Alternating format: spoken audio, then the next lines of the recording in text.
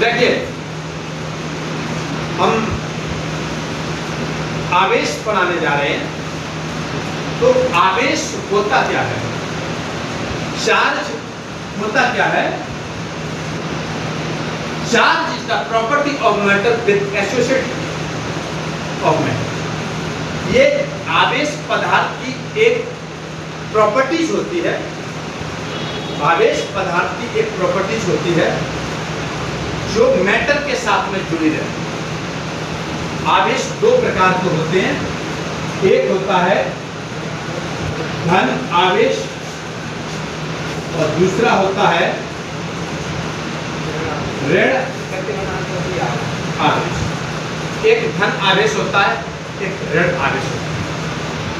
जब दो वस्तुओं को आपस में रगड़ा जाता है तो एक वस्तु से कुछ मुक्त इलेक्ट्रॉन निकल के दूसरी वस्तु में चले जाते हैं।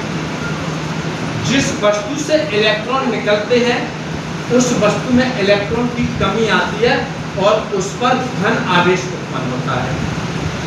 जिस वस्तु में इलेक्ट्रॉन पहुंचते हैं उसमें इलेक्ट्रॉन की अधिकता हो जाती है तो उस वस्तु पर हमेशा ऋण आवेश आता है।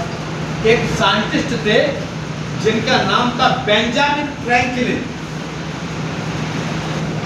बेंजामिन फ्रैंकलिन, उन्होंने अलग अलग वस्तुओं पर एक्सपेरिमेंट किया और बताया कि जब कांच की छड़ को मतलब ग्लास रॉड को GLA जब कांच की छड़ को रेशम के कपड़े से रगड़ा जाता है, ये रेशम का कपड़ा है, यह है सिल्क क्लॉथ SILK। जब कांच की छड़ को रेशम के कपड़े से रगड़ा जाता है तो कुछ इलेक्ट्रॉन कांच की छड़ से निकलकर रेशम के कपड़े पर चले जाते हैं। तो इसमें इलेक्ट्रॉन की क्या आ जाएगी, कमी आ जाएगी, डेफिशिएंसी आ जाएगी। इसमें इलेक्ट्रॉन की अधिकता हो जाएगी, एक्सेस हो जाएगी। तो मैंने बोला कि जब दो वस्तुओं को आपस में रगड़ते हैं एक वस्तु से कुछ मुक्त इलेक्ट्रॉन निकलते दूसरी में चले जाते हैं। जिस वस्तु से इलेक्ट्रॉन निकलते हैं उस पर धन आवेश और जहां पहुंचते हैं वहां पर ऋण आवेश। तो कांच की छड़ से इलेक्ट्रॉन निकले तो यहाँ धन और यहाँ ऋण। अब ये धन और ऋण क्यों आए, उसके लिए हमें एटम का स्ट्रक्चर पढ़ना पड़ेगा, परमाणु के बारे में। जैसे हमारा एटम होता है परमाणु, जैसे एक परमाणु है, ये परमाणु के अंदर पाए जाते हैं इलेक्ट्रॉन, प्रोटॉन और न्यूट्रॉन पाए जाते हैं। इलेक्ट्रॉन परमाणु की बाहरी कक्षा में होते हैं और प्रोटॉन और न्यूट्रॉन ये दोनों परमाणु के अंदर होते हैं। इलेक्ट्रॉन पर जो आवेश होता है -1.6 10⁻19 C कूलम। इस पर होता है +1.6 10⁻19 C। और न्यूट्रॉन पर जो आवेश होता है वो 0 होता है।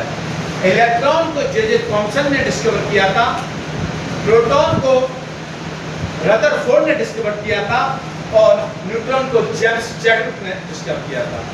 तो मैं बोल सकता हूँ मास ऑफ प्रोटॉन, प्रोटॉन का जो द्रव्यमान होता है वो होता है 9.1 10⁻31 kg और मास ऑफ प्रोटॉन 1.672 10⁻27 kg और इसका जो मास होता है 1.675 10⁻21 kg। तो देखिए इलेक्ट्रिकली जो एटम होता है वो न्यूट्रल होता है क्योंकि नंबर ऑफ इलेक्ट्रॉन और number of proton is equal in the atom but charge is opposite so that the electrically atom is neutral. अब देखिए भाई, जैसे एग्जांपल तौर पर मैं दो एटम ले रहा हूँ भाई, दो एटम ले रहा हूँ, ठीक है। तो आप बताइए हमारे पास मेरे को ये प्रूव करना है कि पॉजिटिव चार्ज और नेगेटिव चार्ज प्रोड्यूस कैसे हो जाता है।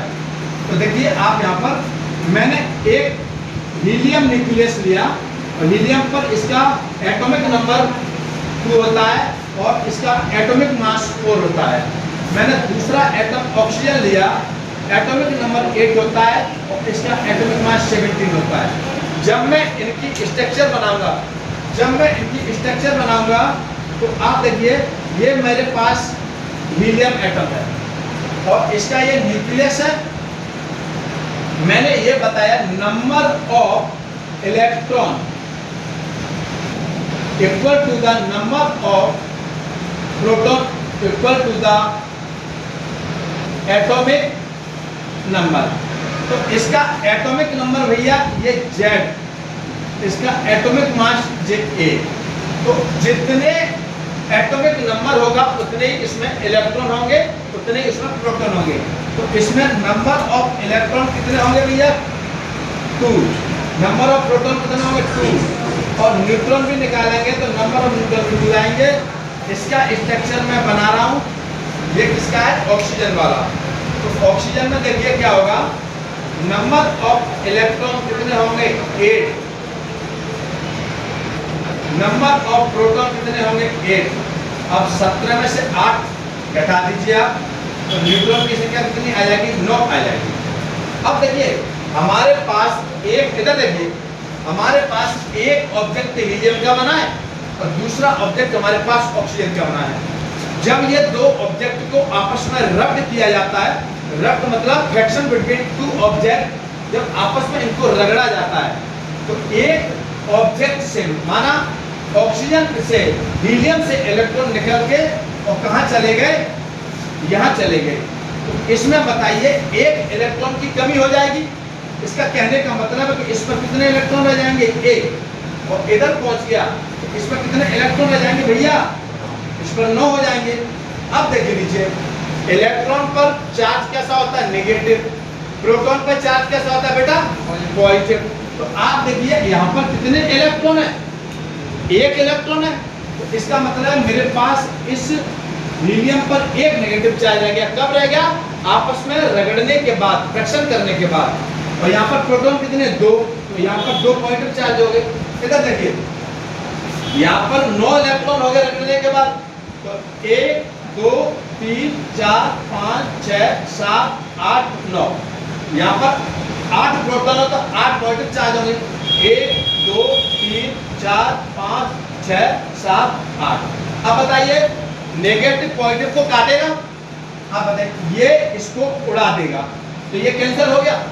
अब बताइए इससे ये कैंसिल हो गया, ये कैंसिल हो गया, ये हो गया, ये हो गया, ये भी हो गया, ये भी हो गया, ये भी हो गया, ये भी हो गया। फाइनली आप देखिए जब दो वस्तुओं को आपस में मैंने रगड़ा तो एक वस्तु से मतलब हीलियम से इलेक्ट्रॉन निकले यहाँ पहुंचे, जिससे निकले थे उस पर भाई साहब फाइनली क्या बचा positive charge, finally positive charge. जिसमें पहुंचे थे भाई साहब उसमें बोला मैं नेगेटिव चार्ज, तो फाइनली भाई साहब लास्ट में क्या बचा एक नेगेटिव बचा, बाकी नेगेटिव। इसलिए दो वस्तुओं को आपस में रगड़ा जाता है। तो एक वस्तु पर धन आवेश, एक वस्तु पर ऋण आवेश। जिस वस्तु से इलेक्ट्रॉन निकलते हैं उस पर धन आवेश और जिस वस्तु पर पहुंचते हैं उस पर ऋण आवेश। ये वैज्ञानिक थे बेंजामिन फ्रैंकलिन, उन्होंने अलग अलग वस्तुओं पर अपना एक्सपेरिमेंट किया और उन्होंने बताया कि आवेश 2 प्रकार के होते हैं, एक धन आवेश होता है, एक ऋण आवेश होता है। ठीक है, ऑल द बेस्ट।